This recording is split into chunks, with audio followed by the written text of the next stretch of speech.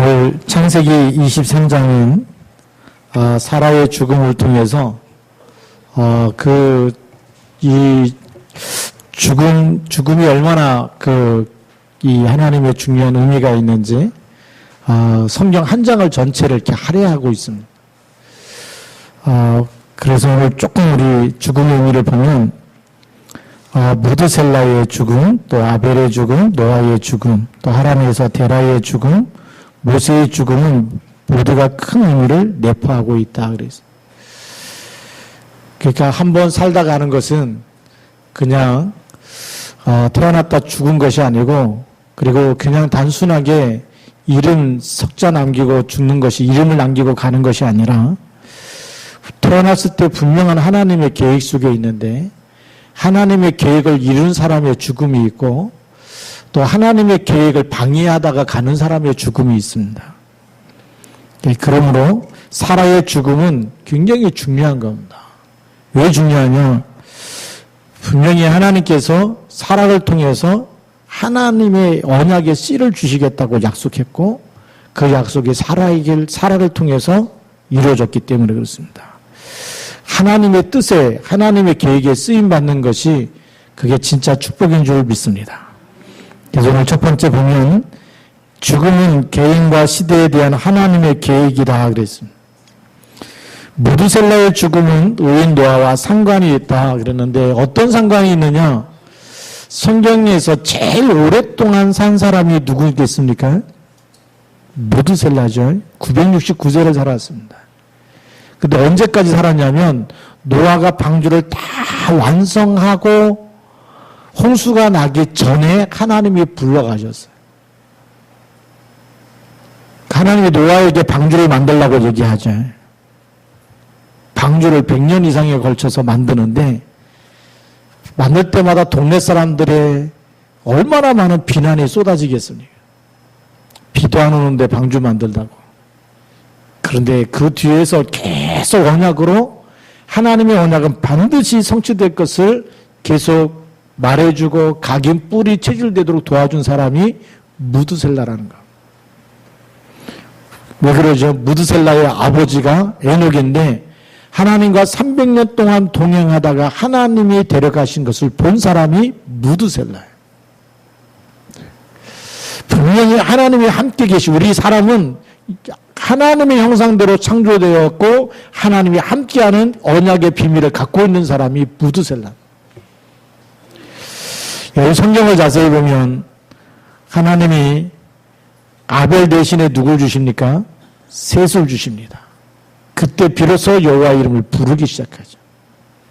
그러면서 창세기 5장에 그 후손들에 대한 이름이 쭉 기록됩니다. 수많은 사람을 낳는데 성경에 보면 그 이름이 나온 사람은 몇 사람 되지 않아요. 그 몇 사람 안 되는 그 흐름이 무슨 흐름이냐? 지난주에 얘기했듯이 그게 넷이라고 하는, 하나님이 생명을 주셔서 창세기 3장 15절에 생명에 들어간 그 언약의 흐름을 얘기하고 있는 거예요. 그냥 흐름이 아닙니다. 그 흐름을 가지고 있는, 그 언약을 가지고 있는 사람을 통해서만 대적의 성문을 차지해서 사단의 권세를 결박해버리고 천하 만민이 너로 말미암아, 예시로 말미암아 복을 얻을 것이라고 말씀하고 계십니다. 그 언약을 굳게 붙잡은 무드셀라를 통해서 하나님은 노아에게 이 언약을 전달하고 있는 거예요. 동네 사람이 뭐라고 하든지 간에, 수많은 사람들이 노아를 보면서 비난하고 손가락질을 하던 어떤 상황 속에서도 언약을 절대 놓치지 않도록 노아가, 이 무드셀라가 노아에게 계속 언약을 전달하는 거. 그리고 방주가 다 완성된 다음에 하나님이 그때 불러가신 거예요. 얼마나 하나님의 큰 계획이 그 안에 있습니까? 두 번째 보면 아벨의 죽음은 첫 순교자로서 언약 잡았는데 가인에게 맞아 죽었습니다. 근데 그게 죽음이 아닌 거예요. 죽었지만 죽은 게 아니고 순교자고, 정말 하나님께서 그 영혼을 받으시고, 그래서 얼마나 언약이 중요하냐, 히브리서 11장 4절에 그 예물이 증거하고 있다고 얘기하고 있어요. 더 돌 맞은 것이 아니고 언약을 붙잡고 있다. 죽어도 사는 줄 믿습니다. 그래서 예수님이 오셔서 얘기하죠. 언약의 주인공 되신 예수 그리스도가 이 땅에 오셔서 나를 믿는 자는 죽어도 살겠고 살아서 믿는 자는 영원히 죽지 아니하리라. 그 예물의 주인공이 그리스도인 줄 믿습니다. 세 번째는 노아 시대, 네피림 시대의 사람들도 죽음에 큰 의미가 있습니다. 아무리 그들이 이 땅에서 번성하고 시집가고 장가가고 먹고 마시고 다 해도 생명이 없으면 저주와 재앙의 그 결과, 그 결론 속에 완전히 망할 수밖에 없다는 것을 우리에게 보여주고 있는 것. 네 번째, 모세의 죽음입니다. 모세가 죽어서 그 자막 크게 장례를 치르고 그리고 무덤을 남겼다라면 사람들은 모세의 무덤 속에 와서 또 경배를 할 텐데 하나님은 그 모세의 장사를 허락하지 않고 그래서 모세의 그 장례 지는 그 장지가 성경에 기록이 없고 그 시체도 없다고 성경은 기록하고 있습니다. 왜죠? 하나님을 경외해야 되는데 하나님보다 사람을 더 숭배할까 봐. 하나님은 모세를 쓰셨지만 모세를 이 땅에 장사를 허락하지 않았다고 합니다. 다섯 번째는 다단의 죽음. 다단의 왜 하나님은 모세하고만 얘기하느냐? 그리고 분명히 약속하기를 가나안 땅에 들어간다고 이렇게 얘기했는데 젖과 꿀을 흐르는 땅을 인도하지 않고 왜 광야에서 계속 우리를 고생시키고 있느냐? 라고 모세에게 와서 따진 거예요. 그냥 따진 게 아니라 그런 패거리를 만들어갖고 당을 모아가지고 불신앙하는 당을 모아서 모세에게 와서 따진 거예요. 왜 하나님은 너하고만 얘기하고 그리고 분명히 가나안 땅 젖과 꿀이 흐르는 땅으로 인도한다 그러는데 왜 우리 광야에서 계속 우리를 고생시키고 있고 광야로 인도하지 않느냐. 더 이상 당신을 따를 수 없다. 반기를 들고 나타났어요. 그래서 하나님께서 모세에게 얘기합니다. 다단에 있는 장막과 그의 소유물과 어떤 것도 가까이 하지 말고 전부 다 피해라. 다 떠나라고 얘기하죠. 땅이 갈라져가지고 다단과 그 자녀들과 그 가족과 그 재산 모든 것을 다 땅이 삼켜버렸다고 성경에 기록하고 있습니다. 무슨 죽음입니까? 불신앙하면 그 결과가 어떻게 되는지 성경은 우리에게 보여주고 있는 것. 잘 먹고 잘 사는 게 문제가 아닙니다. 다단의 관심은 오로지 젖과 꿀 먹고 사는 거에 관심이었어요. 하나님의 관심은 젖과 꿀 먹고 흐를 거기에 관심이 아니라 언약의 백성으로 삼는 데 관심이 있는 거예요. 창조될 때부터 우리의 형상대로 우리의 모양대로 사람을 만들자라고 먹고 사는 목적으로 만든 게 아닙니다. 지금도 마찬가지입니다. 그래서 40년 동안 광야에서 계속 불신앙하는 사람들은 장례식을 치르게 된 겁니다. 사울왕을 세우는데도 불구하고 사울왕은 언약을 놓쳐버리고 전쟁터에서 죽게 됩니다. 엘리 제사장의 죽음을 보시면 똑같습니다. 언약을 놓쳐버리고 언약이 얼마나 중요한데 하나님께 예배드리는 게 얼마나 중요한데 언약을 전달하지 못하니까 두 아들이 하나님께 드려야 될 예물을 먼저 뺏어 가져가 버리고 그렇게 취하게 되고 그런 가운데 전쟁이 일어날 때 두 아들이 나갔다가 언약궤 들고 나갔지만 전쟁에서 둘이 다 죽게 됩니다. 그 소식을 듣고 엘리 제사장이 의자에서 거꾸로서 죽게 됩니다. 언약을 놓친 사람들의 장례식인 스데반의 죽음을 보며 언약을 전달하다가 생을 걸었습니다. 복음이 얼마나 귀한지 그걸 설명하다가 돌에 맞아 죽었는데 성경에 보니까 죽은 게 아니고 잠이라라고 되어 있습니다. 오늘 사라의 죽음도 마찬가지예요. 아마 지금 같았으면 언약을 놓쳤으면 아브라함하고 몇 번이나 갈라지고 몇 번이나 싸우고 그렇게 했어야 정상인데 어디서부터요? 애굽에 내려가서 누이라고 팔았을 때부터. 그렇잖아요. 자기를 팔았고 엄청난 재산을 취했거든. 그리고 돌아오면 반 죽여놔야지. 죽도록 싸워야 되는데 싸웠다는 기록이 성경에 없어요. 뭘 알았다는 얘기입니까? 언약을 알았다는 얘기예요. 하나님이 내 씨로 말미암아 그 언약을 붙잡은 사람이에요. 우리가 누구나 다 한 번씩 죽지만 언약이 있는 사람과 언약이 없는 사람의 죽음은 너무나 큰 차이가 있어요. 그래서 우리 두 번째 보면 영혼이 육신과 함께 있을 때만 가능한데 뭐가 가능하냐? 구원의 축복이 가능한 거. 우리도요, 물을 먹으려면 컵이 있어야 되거든요. 컵이 온전할 때만 물을 떠서 마실 수 있는 거예요. 근데 바가지가 깨지고 컵이 깨져버리면 쏟아진 물은 담을 수 없다 그랬거든요. 우리 육체는 영혼을 담는 그릇입니다. 살아있을 때만 영접할 수가 있어요. 살아있을 때만 신이 들어올 수 있는. 무속인도 신 받잖아요. 살아있을 때만 들어가는 거예요. 마찬가지입니다. 구원받는 것도 살아있을 때만 예수님을 영접할 수가 있는 거예요. 죽은 다음에는 절대 영접이 안 되는 거예요. 살아있을 때는 예수 생명이 들어가게 되고 아들이 있는 자는 생명이 있다고 얘기했습니다. 아들이 없는 자는 생명이 없습니다. 교회를 많이 다니는 것이 목적이 아니고 이 예수 그리스도를 마음의 주인으로 모셔드린 사람에게만 하나님의 생명이 있는 줄 믿습니다. 두 번째 그런 축복이 뭐냐? 예수 믿었는데 우리가 축복을 받으며 살게 되어 있는데 그 축복이 뭐겠습니까? 우리는 또 축복 그러면 또 창세기 3장, 6장, 11장을 또 생각하는 거예요. 내가 잘 되는 게 축복이라고 생각해요.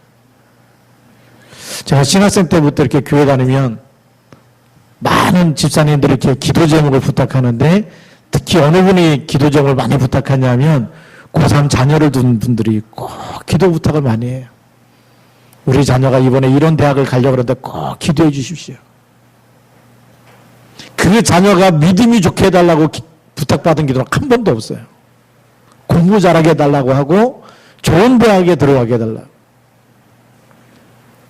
그게 틀린 기준입니다. 성경에 보면 마태복음 16장 16절에 베드로가 주는 그리스도시요 살아계신 하나님의 아들이십니다. 바오나 시몬아 내가 복이 있도다 그랬어요. 진짜 복이 뭡니까? 주는 그리스도라고 고백하는 게 진짜 복이에요. 내가 그리스도 안에 있는 게 진짜 복이에요. 그래서 우리 일본에 이 죽음에 대한 얘기를 쭉 써놨는데 그게 돈 많은 사람들이 복받았고 잘 먹고 잘 살았다 이게 축복이다. 그게 성공한 사람이다. 성경은 그걸 말하고 있는 게 아니에요. 무슨 얘기를 하고 있는 겁니까? 언약을 붙잡았는데 죽은 사람이 있어. 돌에 맞은 사람도 있어. 그게 축복이라는 거예요. 언약 놓치고 왕까지 된 사람이 있어요. 죽을 때 보니까 그게 저주라는 거예요. 축복의 기준은 물질에 있는 게 아니고 그리스도에게 있는 줄 믿으시기 바랍니다. 주는 그리스도라고 고백하고 있을 때 그게 축복의 기준이 되는 거예요. 내가 이 반석 위에 내 교회를 세우리니 음부의 권세가 이기지 못하리라. 흑암 권세에서 빠져나오는 게 축복이잖아요. 아무리 좋은 차를 타고 다녀도 맨날 시달린다. 그게 무슨 축복입니까? 영적인 사실을 몰라갖고 죽고 싶고 우울하고 신경질 나고 그렇게 시달리고 사는 게 축복이 아니잖아요. 내가 그리스도 안에 있느냐 그리스도 밖에 있느냐 축복의 기준을 우리가 다시 찾아내시기 바랍니다. 그러면 상급의 기준이 또 달라지겠죠. 세상에서는 착한 일을 많이 한 사람 그 사람에게 선행상을 주고 의인이라고 칭하고 성자라고 칭하고 그런 상을 줘요. 하나님의 기준은 그 기준이 아닙니다. 노벨상 기준으로 상을 주는 게 아니에요. 하나님의 기준의 상은 뭐겠습니까? 생명을 살려낼 때마다 상이 있는 줄 믿으시 바라. 생명 살리는데 같이 조그만 물 한 그릇, 냉수 한 그릇 전달한 것도 상을 잃지 않아야 한다고 기록하고 있습니다. 결국 뭐죠? 복음을 위해서, 전도를 위해서, 선교를 위해서 이 영혼을 살려내려고 어떻게든지 그 영혼 속에 하나님의 생명을 전달하려고 헌신한 사람들에게는 전부 상을 주시겠다는 거.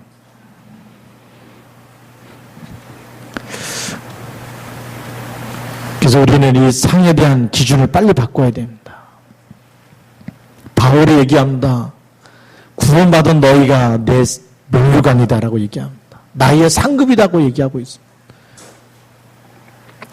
세상에서 뭘 많이 잘해가지고 받은 상이 아니고 공로상이 아니고 노벨상이 아니고 그런 세상의 기준의 상이 아니고 하나님의 기준은 한 영혼을 살리기 위해서 함께 헌신하고 기도하고 그리고 정말 함께 그 현장에 같이 일하고 그것이 상급이 되는 줄 믿습니다. 그래서 하나님은 전도라는 미련한 것으로 하나님은 생명을 살리기 원하고 계신 줄 믿습니다. 많은 사람들이 같이 예수 믿자 그런 말 한마디가 이 말하면 쪽팔릴 텐데 이 말하면 또 창피할 텐데 부끄러워하는 사람이 있어요. 근데 진짜 그 영혼의 가치를 알고 있는 사람, 이 사람이 복음 받지 아니하면 아무리 잘 먹고 잘 살아도 저주와 재앙 속에 살다가 갈 텐데 빠져나오는 답을 줘야 되겠다 알고 있는 사람은 부끄러운 전도가 아니고 그 사람이 하나님이 축복하는 하나님의 정말 사랑하시는 이 사랑의 전도를 하게 될 줄로 믿습니다. 세 번째 보면 장례식 언급에 대해 상술한 이유가 있습니다. 이게 너무나 자세하게 지금 땅을 사는 과정부터 해가지고 여기다가 지금 사라를 장례를 치르려고 아브라함이 준비하고 있는 것을 성경은 한 장이나 이렇게 쭉 지금 배려하고 있어요. 그렇죠? 장례식 한데 무슨 성경 한 장이 다 필요하겠습니까? 근데 왜 그러냐? 이 땅을 가만히 보면 그 땅이 그냥 땅이 아닙니다. 오늘 2절 말씀에 보니까 사라가 가나안 땅 헤브론 곧 기럇 아르바에서 죽음에 그랬습니다. 어디서 죽었다고요? 가나안 땅에서 죽었습니다. 그 약속의 땅이라는 거예요. 약속의 땅은 무슨 땅입니까? 메시아 오실 땅이라는 겁니다. 그러니까 아브라함이 그 땅에 그 메시아 오실 땅에 죽더라도 그 언약을 놓치지 않고 그 땅에서 장사를 치르겠다는 거예요. 우리가 잘 아는 요셉이 죽을 때 무슨 얘기를 합니까?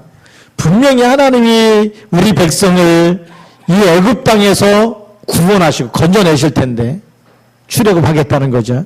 애굽에서 우리를 이끌어내실 때에 내 해골을 메고 올라가라. 어디로요? 가나안 땅으로. 죽더라도 내 뼈를 다시 찾아가지고 가나안 땅에 묻어달라고 얘기하는 거예요. 그게 오직이 된 사람이. 오직이 된 사람은 죽을 때도 언약을 놓치지 않습니다. 그게 오직이 된 사람이거든요. 바로 아브라함이 이걸 배웠습니다. 여기가 메시아 오실 땅이고 그 땅에 묻혔다가 그 땅에서 그리스도를 만나야 되겠다. 그 땅에서 부활할 때 하나님을 만나야 되겠다. 그 언약이 이 아브라함 속에 있었던 거죠. 그래서 일어나서 해쪽 속에 이게 그 막벨라고를 팔라고 얘기하는 거예요. 가나안 땅에서 매장지를 사서 거기서 하겠다는 거. 나중에 거기에 누가 묻힙니까? 아브라함도 묻히고 이삭도 묻히고 리브가도 묻히고 다 그곳에 그 막벨라굴에 다 장사를 지내게 돼요. 후손에 대한 약속입니다. 우리 후손들까지도 이 땅을 벗어나지 말자. 여기 우리 조상이 묻힌 땅이고 메시아가 오실 땅이고 그래서 나도 여기에 묻혀야 되겠다.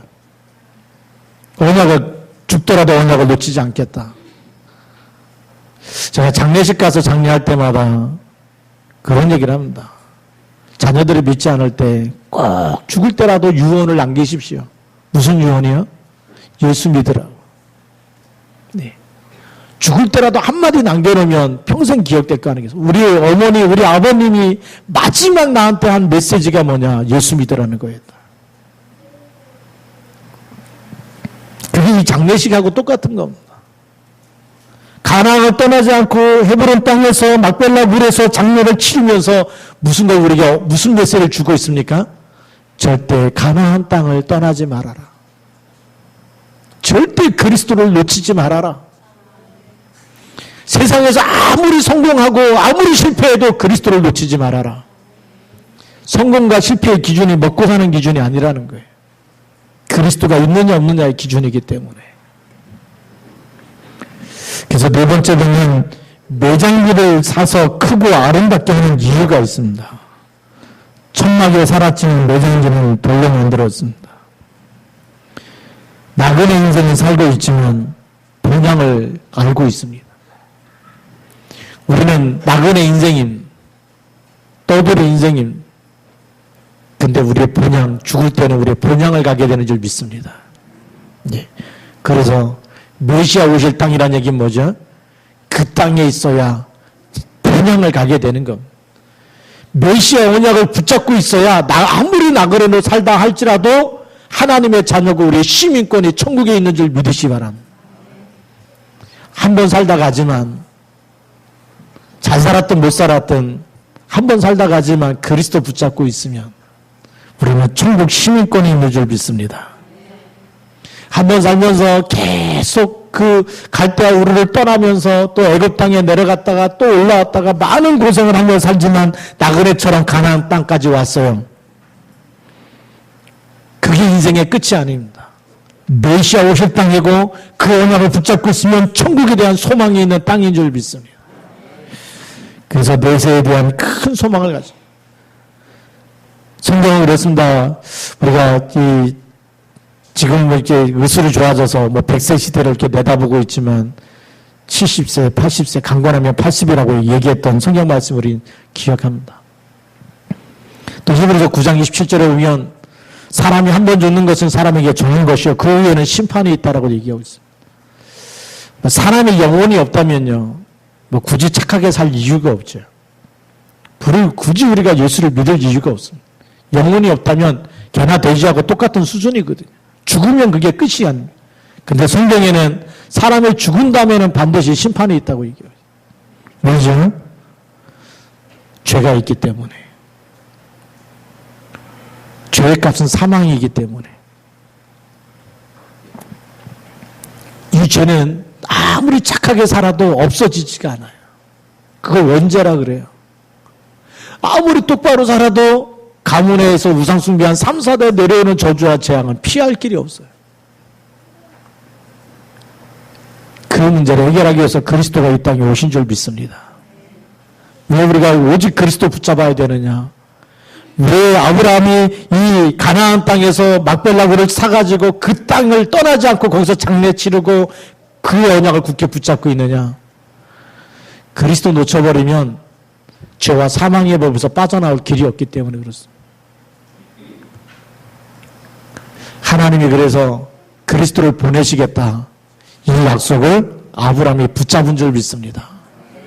그래서 피 언약을 몸에다 새기는 할례 언약을 붙잡고 이삭을 바치면서 수양의 비밀이라고 하는 대속물로 오실 그리스도를 또 붙잡게 되고, 그 언약을 전달할 때마다 멸시가 대적의 성문을 차지할 거라고 말씀하고 계시오. 그렇다면 우리는 이 그리스도 붙잡았는데 어떤 축복이 나타납니까? 이 땅에서도 흑암 권세가 무너지는, 여러분들이 이 언약을 붙잡고 가는 모든 곳에 저주와 재앙과 모든 악한 영들이 결박되어지는 신분 권세를 주신 줄 믿습니다. 죽을 때에도 우리는 사망에서 생명으로 옮겨졌기 때문에 하나님의 영원한 나라에 가는 줄 믿습니다. 그럼 마지막 5번째로, 그럼 어떻게 죽을 것인가? 어떻게 죽어야 되겠습니까? 사라의 죽음처럼 언약 잡고 언약 속에서 쓰임받다 가야 될 줄로 믿습니다. 사라의 제일 큰 축복이 뭐냐? 언약 속에서 이삭을 낳았다는 거거든. 언약 잡은 아브라함을 끝까지 반항하지 않고 대들지 않고 육신적인 것 때문에 막 얼마나 상처가 맞겠어요. 그런데 한마디도 언약 잡은 아브라함에게 얘기하지 않습니다. 나중에 이스마엘 쫓아낼 때 얘기합니다. 왜? 언약이 아니니까. 언약을 굳게 잡은 사람입니다. 스데반의 죽음도 보면 언약 잡고 언약 전달하다가 돌에 맞아 죽었어요. 그런데 성경에 보면 스데반 죽을 때 주께서 서서 스데반의 영혼을 받으셨다라고 얘기하고 있습니다. 우리는 이 세상에 사는 것이 전부가 아니고 영원한 세계가 있는 줄 믿으시기 바랍니다. 그것 때문에 죽은 자 같지만 죽은 자가 아니고 산 자입니다. 여러분들 예수 생명이 있다면 여러분들 죽은 자가 아니고 산 자예요. 죽더라도 살아있는 사람입니다. 이 축복이 여러분 속에 와 있는 줄 믿으시기 바랍니다. 그렇다면 어떻게 살아야 될지, 어떻게 죽어야 될지, 내가 정말 복음을 위해서 살 것인지 아니면 내 육신을 위해서 살 것인지 오늘 결단하고 하나님 앞에서 더 귀히 쓰임받는 하나님의 사람들이 되기를 주님의 이름으로 축복합니다. 기도하시겠습니다. 우리 같이 한번 1분만 같이 기도합시다. 하나님, 정말 내가 무엇에 생명 걸다가 죽어야 될지, 정말 이 땅에 가장 가치 있는 게 무엇인지 하나님 깨닫게 하여 주시고, 그리고 하나님 나를 부를 때에도 정말 하나님께 영광을 돌리며 정말 하나님께 칭찬받고 상급받는 삶이 되게 하여 달라고 같이 한번 기도하겠습니다. 살아계신 하나님 아버지 감사합니다. 성령으로 역사해 주셔서 우리 사라의 죽음을 보면서 하나님 아버지 이 땅에 많은 사람들이 정말 살다 가지만 복음을 놓치고 언약을 놓친 사람의 삶이 있고 언약을 붙잡은 사람의 삶이 있습니다. 하나님의 성령으로 인도하여 주옵소서. 성령으로 충만케 하여 주셔서 진짜 축복이 무엇이고 구원이 무엇인지, 영원한 상급이 무엇인지, 하나님이 기뻐하는 일이 무엇인지 하나님 이 일에 쓰임받게 하여 주시고, 이 일만 하다 갈 수 있도록 언약의 사람으로 저희들 한 사람 한 사람을 세워주시고 축복하여 주옵소서. 주의 성령으로 기름 부으셔서 하나님의 놀라운 뜻과 계획을 깨닫게 하여 주옵소서. 끝까지 언약의 땅에서 장사 치르고 그 언약의 땅에서 묻히고 그 언약의 땅에서 내세의 소망을 바라보고 그 언약의 땅에서 그리스도 오실 것을 바라보았던 정말 하나님 믿음의 조상들처럼 오늘 저희들이 오직 그리스도로 인생의 답을 내게 하여 주옵시고 하늘의 천국의 소망을 가지게 하여 주옵소서. 주 예수 그리스도 이름으로 기도드립니다. 하나님 감사합니다. 오늘 하나님께서 사라의 죽음을 통해서 끝까지 언약을 붙잡고 그리고 그 죽음이 그냥 죽음이 아니라 하나님의 영광이 나타나는 메시아 오실 영원한 하나님의 축복을 바라보고 그 후손에게까지 언약을 전달하는 죽음인 것을 우리가 보았습니다. 하나님 정말 한 번 살다 누구든지 가지만 그러나 죽은 다음에는 심판이 있다고 얘기하고 있는데 우리가 그리스도 붙잡을 때 이 심판에 이르지 아니하고 사망에서 생명으로 옮겨지는 이 놀라운 축복된 그리스도를 이 땅 그 어떤 것보다 더 굳게 붙잡게 하여 주옵시고 죽는 날까지도 놓치지 않게 하여 주시며 이 언약을 후대에게 전달하는 하나님의 사람으로 쓰임받게 하여 주옵시고 이 땅 사는 동안에도 오직 복음과 전도와 선교를 위해서 최고 헌신하는 하나님의 쓰시는 일꾼으로 축복하여 주옵소서. 주 예수 그리스도 이름으로 감사하며 기도드립니다. 아멘.